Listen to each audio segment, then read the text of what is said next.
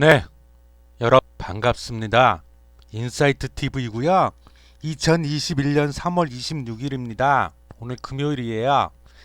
자, 오늘은 인텔 얘기를 좀 해보겠습니다. 인텔 포함해갖고 반도체 얘기를 좀 해보려고 그러는데, 지금 여기 보면은 그 인텔이 파운드리에 전격 우리도 진출하겠다 이렇게 선언을 했습니다. 선언을 했는데, 또 저는 그런 생각부터 들었어요. 또 아니 어게인 이것들이, 왜냐면 인텔이요 요즘 많이 힘들죠. 근데 그 2016년도 한 5년 됐죠. 이때 파운드리 사업을 진출을 했었어요. 했다가 못하겠다 그래갖고 2년 만에 접어버렸거든요. 근데 이번에 또 다시 하겠다 이거예요. 그래서 저는 하면서 또 이런 생각이 들었습니다. 그래서 이게 우리 돈으로 환산했을 때 22조 5천억 정도를 첫 들여가지고 미국 애리조나 카우보이로 유명한 우리 애리조나 주에다가 두 개 공장을 새로 짓겠다 이거예요. 이렇게 대범하게 선언을 해갖고 지금 우리나라 삼성전자도 그렇고 중국도 그렇고 바짝 긴장하고 있다. 이거 진짜 반도체 전쟁이라니까요. 완전 전쟁. 지금 못 살아남으면 그냥 뒤지는 거야. 그냥 뭐 추격자, 뭐 패스트 팔로우 그런 거 없습니다. 반도체는. 그래서 이번에 그 인텔이, 원래 인텔이 아시죠? 그 종합 반도체 기업이잖아요. 종합 반도체 기업 삼성전자처럼. 근데 파운드리에 이번에 또 22조 5천억 들어갖고 진출하겠다고 그러는데, 도대체 파운드리가 뭐야? 그 많이 들어보셨을 겁니다. 그 팹리스란 게 있고 파운드리란 게 있어요. 요거 잠깐 제가 쓰면서 할까요? 팹리스란 게 있고 파운드리란 게 있습니다. 파운드리.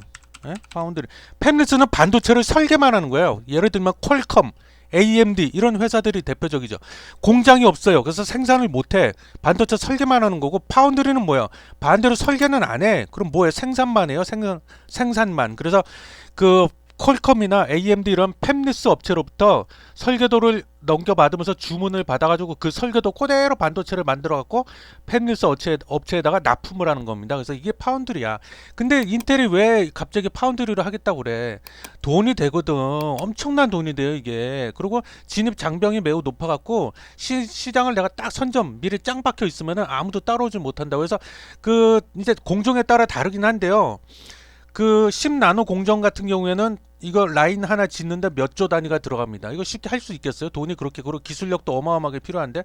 그리고 미래는 이 파운드리가 어마어마한 돈, 황금, 너다지야 너다지. 예? 황금알을 낳는 거위, 노다지. 그래서 이렇게 불을 켜고 미국도 그렇고 달려드는 겁니다. 왜 노다지밖에 될 수 없냐?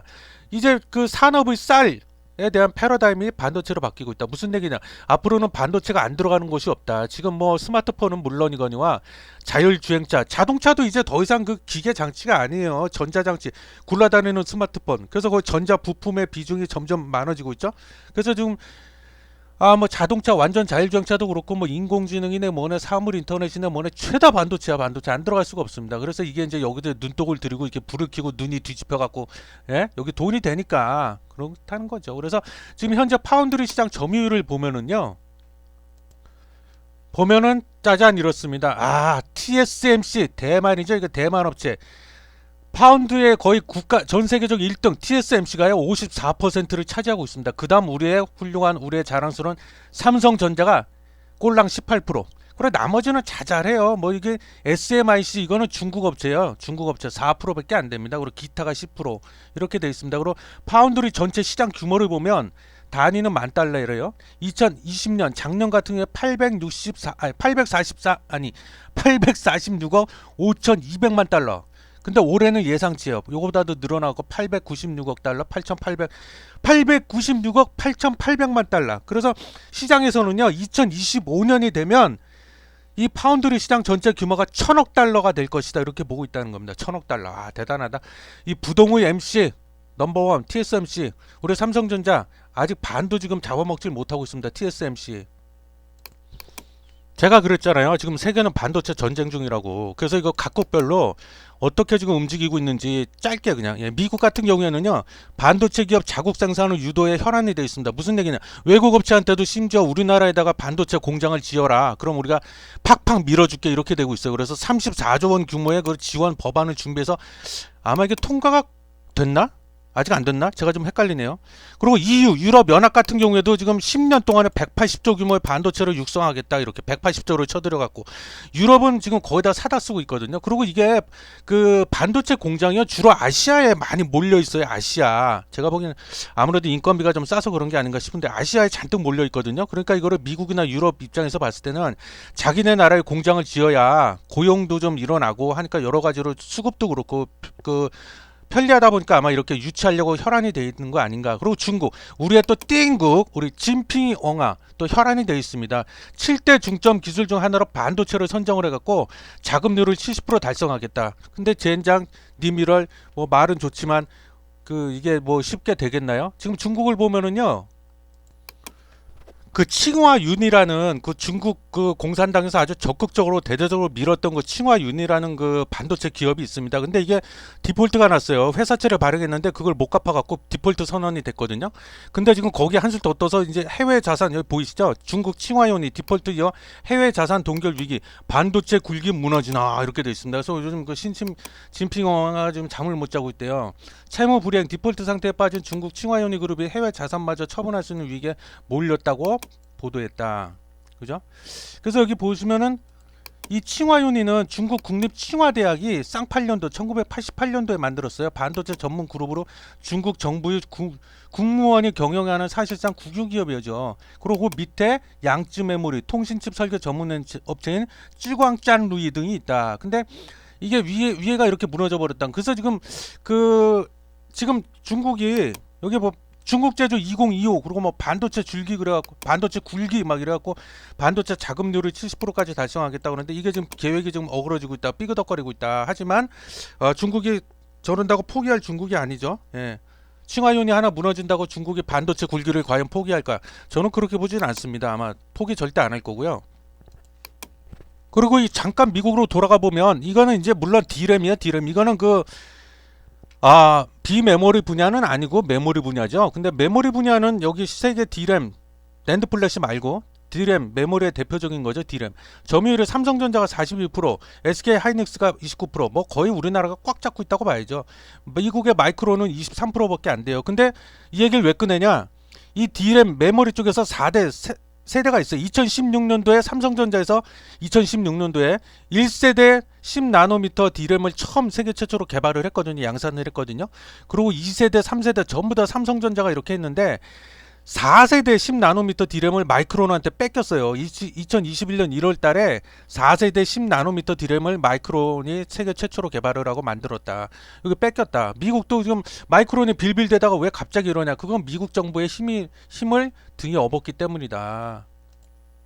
제가 아까 그랬잖아요. 미국 같은 경우 세계 반도체 전쟁인데 미국 같은 경우에 반도체 기업 자국 생산 유도하고 34조 규모의 지원 법안을 마련했다. 34조를 지원하는 걸로. 근데 우리 한국은 어때? 인공지능 반도체 육성에 무려 꼴랑 1조 원을 투입하겠다.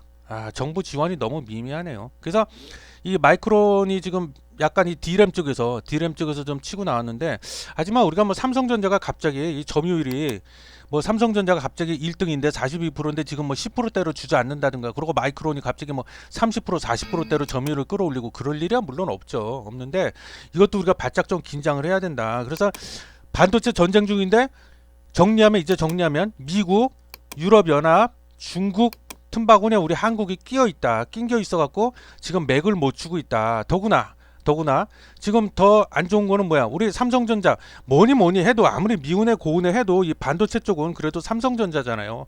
삼성전자에 지금 우리 재용이 형이 참 정말 안타깝습니다. 재용이 형이 지금 어디 가 계세요? 좋은 데 가 계시잖아요.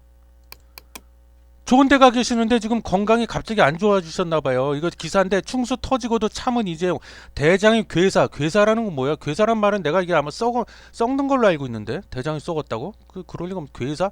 일부를 절단해냈대요. 여기 보면은 서울 구치소 수감 중 충수 맨장 한쪽 끝에 달려있는 가는 기관을 말하는 거예요. 충수가 터져서 삼성 서울병원에서 응급수술을 받은 이재용 삼성전자 부회장 우리 재용이 형이 대장의 일부를 잘라낸 것으로 알려졌다. 참.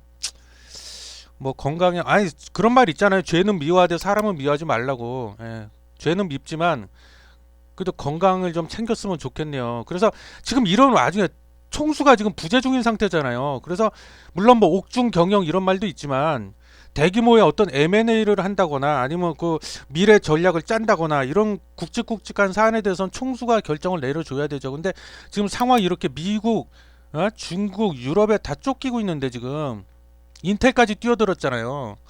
이런 상황에서 총수가 지금 그 좋은 데 계셔갖고 지금 결단을 내는데 영향이 있다. 이거 좀 걱정이 됩니다. 우리 3대 수출 품목 아시죠? 반도체, 석유 제품, 석유 화학 제품이 있는데 그중에 1등이 반도체예요. 어떻게 보면 우리나라는 반도체를 수출해서 먹고 사는 그 나라라고 해도 과언이 아닌데 이렇게 돼버리면 반도체에서 밀려버리면 그러고 끝입니다. 이제 아까 서두에도 말씀드렸지만 기술 장벽이 워낙 높은 산업이기 때문에 여기서 점유율 뺏기고 밀려버리면 2등, 3등으로 쳐져버리면 따라잡기 힘들다 그 얘기입니다. 이거 위기예요, 위기.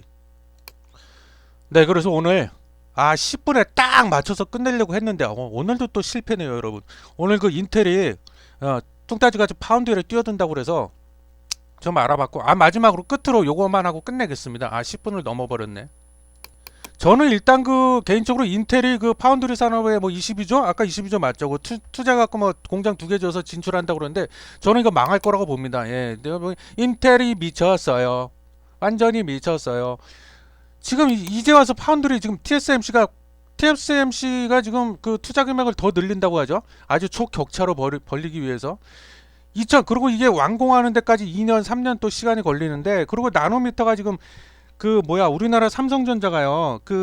이게 그 나노가 있어요. 미세 공정 중에 뭐 3나노미터, 5나노미터 뭐 이렇게 나눠지는데 결론만 얘기하면 우리나라 삼성전자나 TSMC 같은 파운드리 업체에 비해서 인텔이 수준이 많이 떨어진다. 인텔은요 기술 격차가 2년 정도로 평가되는 2년 정도 걸린다. 이거 10나노미터 공정에 머물러 있습니다. 반면에 우리 한국이나 TSMC 이런 데는요 10나노미터는 이미 예전에 끝냈고 그보다 더 미세한 공정인 5나노미터급을 하고 있다 이겁니다. 우리나라 그 삼성전자나 그 대만의 TSMC는 10나노미터하고 5나노미터하고는 차이가 굉장히 크죠. 그러니까 미세와 공정, 미세로 따지자면 10나노미터보다 그 5나노미터가 더 미세한 공정이다. 그러니까 쉽게 얘기하면 한 단계 더 진화된 단계다. 매우 만들기 까다롭고 어려운 분야다. 그래서 그거를 우리는 5나노미터 공정을 지금 하고 있는데 인텔은 10나노미터 공정에 지금 머물러 있다. 그래서 공장이 완공돼서 연락 우리를 따라와도 아마 단기간에 따라잡기 힘들 거다. 그러면 뒤처지는 거다. 그래서 안 그래도 여기 기사가 났는데요. 여기 보면 어디 갔냐? 잠깐만요. 제가 저와 생각을 같이 하는 또 기사가 났더라고요. 지금 보고 계신 기사는 오늘 3월 26일날 오전 10시 30분에 머니투데이에서 올라온 기사인데요. 삼성 TSMC의 선전 보고한 인텔 주가 떨어진 이후 주가가 빠졌어요. 여기 보면 발표 직후 시장에서 얻었던 회의적 시각에 반영된 흐름일 수도 있다. 주목된다. 그래서 조 바이든 행정부의 반도체 자립 추진 등 지정학적 요소가 인텔의 구체적 이점으로 작용할지 이목이 쏠린다. 여기 보면 저랑 비슷해. 인텔의 발표 시장에서 제기된 의구심이 드러난 것일 수 있어 이목이 쏠린다. 인텔은 23일날 발표를 했어요. 23일날 발표를 해갖고 23일날 보면 주가가 어떻게 되냐 빠졌다는 거죠. 그래서 여기 보면 골드만삭스는 인텔에 대한 투자 의견을 매도로 유지했고, 그 다음에 왜 이렇게 그러냐? 대규모 투자가 22조 퍼붓겠다고 그랬잖아요. 그럼 단기적으로는 현금 흐름을 옥죄할 수 있죠, 당연히. 그리고 주요 파운드리 이게 더 큰 문제다. 주요 파운드리 고객사들이 인텔의 경쟁사란 점이 회의론의 핵심이다. 우리나라 삼성전자는 아시겠지만 팹리스도 하고 파운드리도 하고 두 개를 다 해요. 특이하게도 다 하다 보니까 예를 들어서 퀄컴은 팹리스만 하잖아요. 그럼 퀄컴이 만약에 우리한테 반도체 설계도를 주면서 파운드리죠. 삼성전자 파운드리 사업부에다 반도체 설계를 주면서 이대로 만들어주세요 하면 퀄컴 입장에서는 그 리스크가 크다. 왜? 영업 비밀이 삼성한테 넘어갈 수가 있잖아요. 왜? 삼성전자가 팹리스 반도체 설계도 하기 때문에. 그럴 리 없겠지만 마음만 먹고 나쁜 마음 먹고 그 퀄컴에서 넘겨받은 그 회로도를 다른 데로 빼돌린다거나 그래갖고 삼성전자 팹리스 사업부로 빼돌린다든가 뭐 이렇게 되면 그거 그대로 만들 수 있잖아요. 퀄컴 거랑 똑같이. 그래서 인텔도 마찬가지라는 거예요. 인텔도 만약에 우리한테 삼성전자 우리한테 만약에 거꾸로 우리 삼성전자가 만약에 인텔한테 그 설계도 주면서 파운드리 사업부에다가 설계도 주면서 이대로 만들어 주세요. 그러면 인텔이 걔네가 그거를 또 빼돌려 가지고 자기네 또 팹리스로 쓸 수도 있다는 거죠.